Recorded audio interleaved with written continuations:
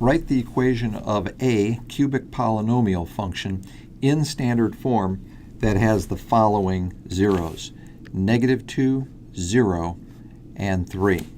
Well, one way to write that polynomial is to write f of x as the product of x plus 2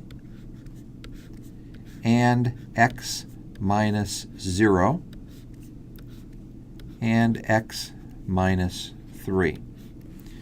Notice that if you plug x equals -2 into this function, f of -2 is going to give you a 0.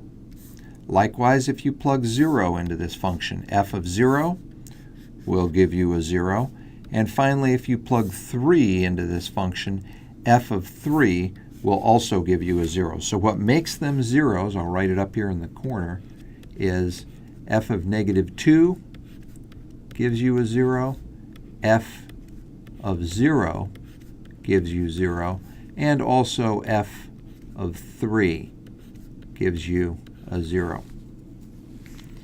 Now, the reason that it says a cubic polynomial and not the cubic polynomial, it would have been possible to have put a number in front here. I could have put a 3 or a 12 or a 17 in between the equals in this left parenthesis, and that polynomial would also have these same zeros. So this is not a unique polynomial. It is a cubic polynomial function, and in fact, it's the easiest one that you can do.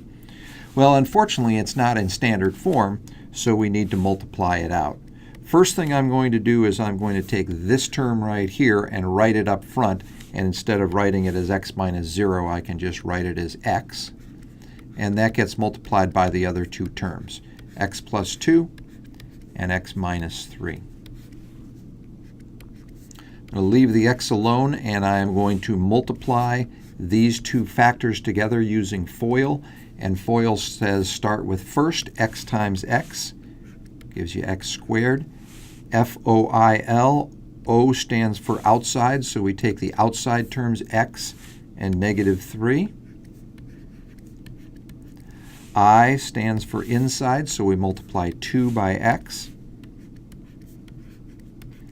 And L stands for last, and that says 2 times -3, which is a -6.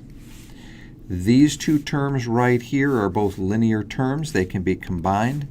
So you are left with x times x squared minus x minus 6. We're almost in standard form, but not quite there. When we multiply the x through, we get x cubed minus x squared minus 6x. And that right there is a order 3, that is a cubic polynomial that has roots -2, 0, and 3 written in standard form.